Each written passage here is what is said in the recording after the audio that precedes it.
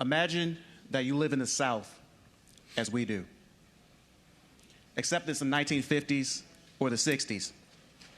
You're entrusted with upholding the law, but also, in the eyes of the law, you are separate but supposedly equal. You see that massive resistance is gaining steam across the Commonwealth, especially in the Hampton Roads area.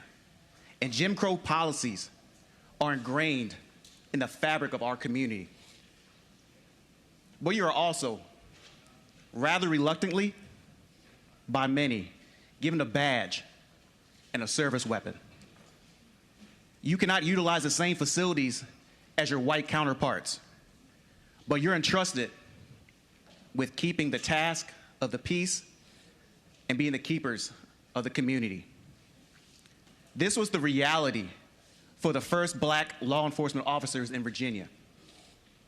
In recognition of Black History Month, I want to take some time to highlight some of the pioneers in black law enforcement, especially in the city of Virginia Beach, and the daily struggle that they and their families faced.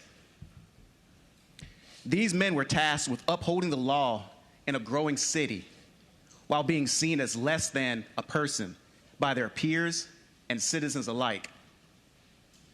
In the early years of Princess Anne County and the oceanfront city of Virginia Beach, the precursor to our beloved city of Virginia Beach, racism was commonplace.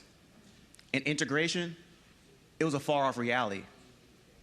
These first black officers of Virginia Beach, they had to deal with pressures, both internal and external, that were completely foreign to their white counterparts. But even in the face of such adversity, these first black officers marched forward with pride and distinction. They performed their duties with honor, even while serving a city, a commonwealth, a country that did not bestow with them the same respect and honor that they deserved.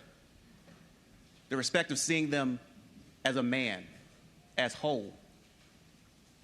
These sacrifices were made both personally and professionally, and were part of a growing movement that helped to shape the future of generations of first responders, including my uncle, who was an officer in the Suffolk Police Department, or my father, who served as a firefighter in the Air Force, and then became one of the first black captains at Norfolk International Airport as a firefighter. To the families of the first generation of Virginia Beach black officers, such as Officer Sparrow, Holloway, Lawrence, Pace, Siller, Woodhouse, Whitehurst, Ramsey, Parks III, Little Jr., and so many others whose names were lost in history, I want to say thank you today. Thank you for putting on the uniform each and every day and having to work twice as hard just to earn half the respect.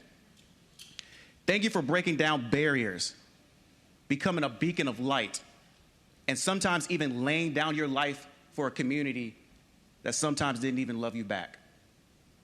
But most of all, thank you for inspiring future generations of not just law enforcement, but of all Virginia Beach residents, and showing that we have an important part in this great experiment called democracy, and as we all strive towards a more perfect union. Thank you, Mr. Speaker.